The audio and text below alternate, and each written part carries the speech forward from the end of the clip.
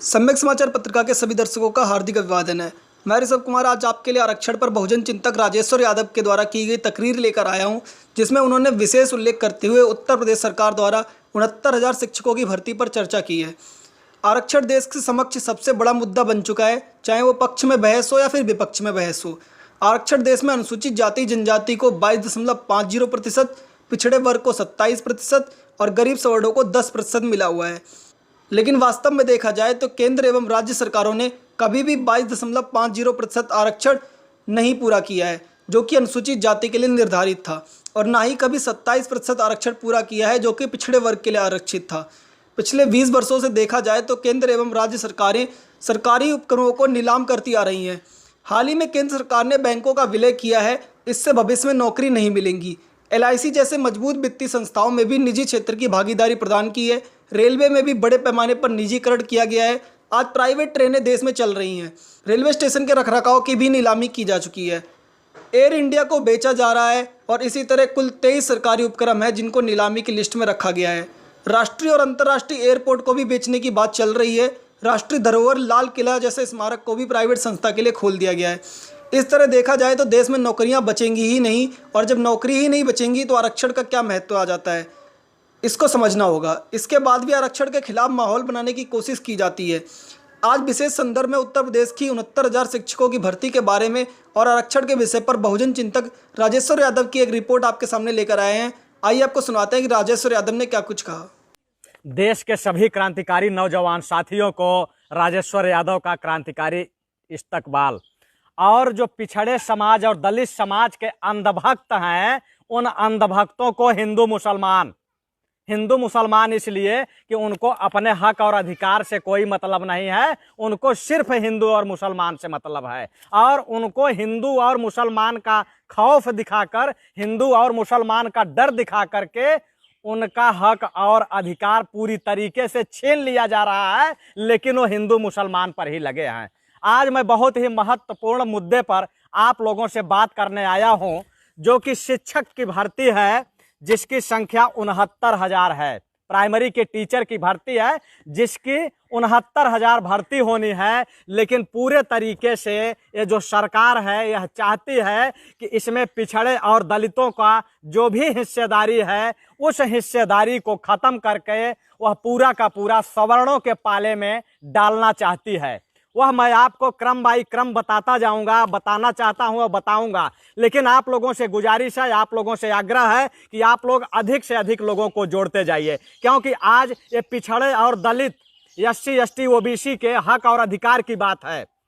अगर आप लोग अपनी बातों को लोगों तक नहीं पहुंचाओगे तो ये तमाम संस्थाएं बनी हुई हैं। सरकार इस समय पूरी तरीके से आप लोगों को खत्म करने का, आप लोगों के हक और अधिकार को खत्म करने का एक एजेंडा बना लिया है, मन बना लिया है। और वो चाहती है कि इस देश के अंदर जो पिछड़े दलित, OBC, SC ST हैं, उनको पूरे तरीके से गुलाम बना दिया जाए, और आपको सिर्फ हिंदुओं और मुसलमान करके, मुसलमानों का डर दिखा के आप हिंदू मुसलमान करते रहें, और आपका जो हक है, जो आपको संवैधानिक तरीके से मिला हुआ है, उसको खत्म किया जा रहा है।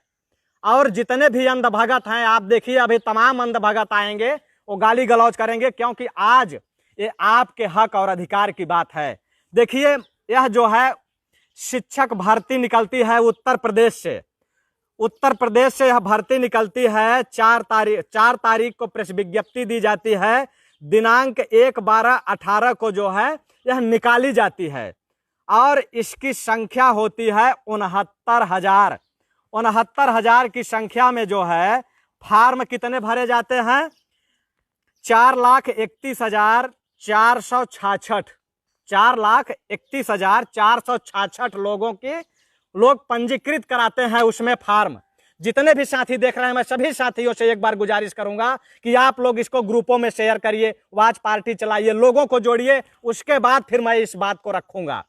बहुत लंबा एजेंडा है, बहुत लंबा एजेंडा है। इसमें मैं पूरी सरकार की पोल खोलने का काम करूंगा, इसमें मीडिया की क्या भूमिका है, और इसमें जो संवैधानिक संस्था होती है, जहां लोग थक के हार के जब कोर्ट का दरवाजा खटखटाता है तो कोर्ट भी क्या आपके साथ खड़ी है, यह मैं आप लोगों को बताऊंगा। लेकिन आप लोग इसको शेयर करते रहें, फटाफट शेयर करके लोगों को जोड़िए।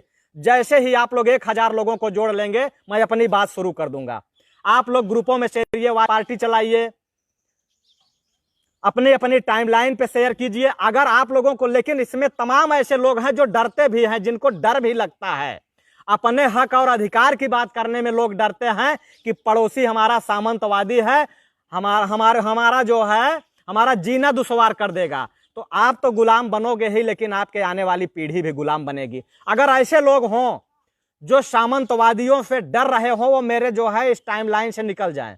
उनकी जरूरत नहीं है मुझे, क्योंकि हम लोग पिछड़े और दलित, ओबीसी, एससी, माइनॉरिटी की बात करते हैं। और आप लोगों में जो है डर लगता है केवल अपनी बात को पहुंचाने के लिए, वीडियो को शेयर करने में अगर आप लोगों को डर लगता है तो आप लोग यहां से निकल जाइए, और नहीं आप फटाफट 1000 लोगों को जोड़ दीजिए। उसके बाद मैं अपनी बात रखना शुरू कर दूंगा। अब तक 700 से अधिक लोग जुड़ भी चुके हैं।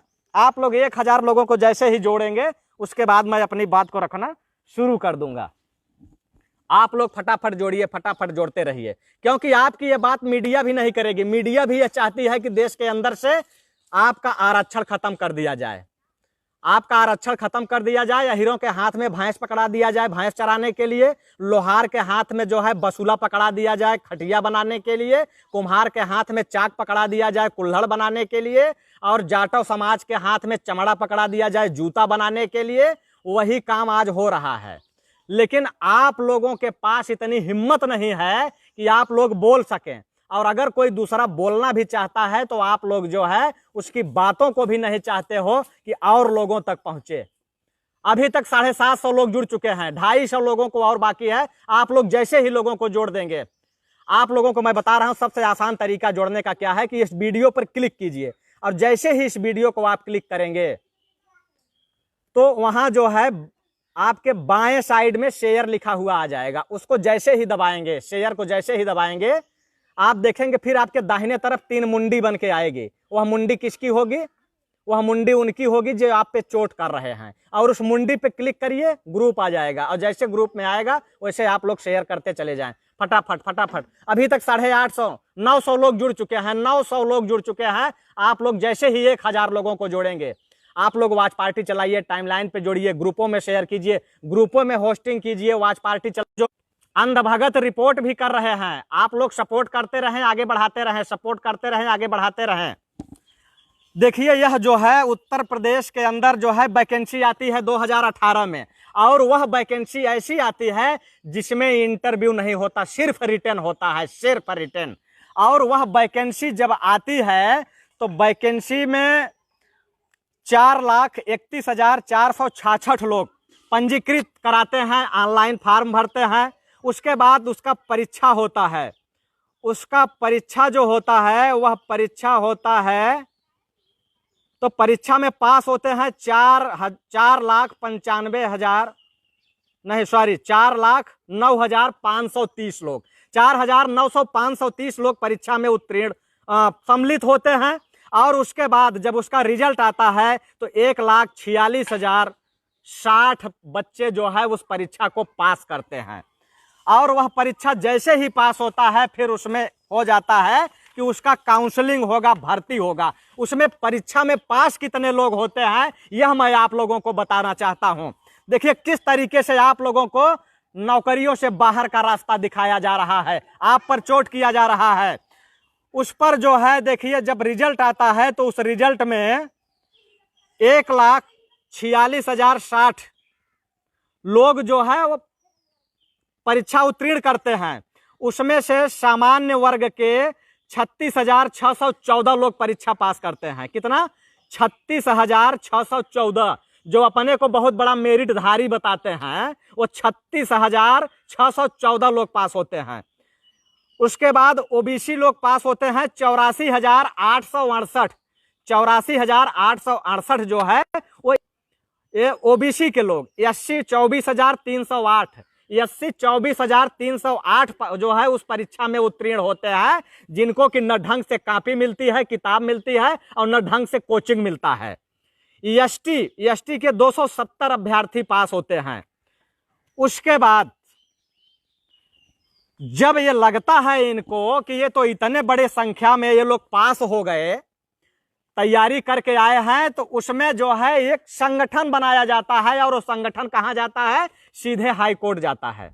हाई कोर्ट इसलिए जाता है कि जो ओबीसी के बच्चे पास होते हैं उनकी मेरिट बहुत हाई बन जाती है।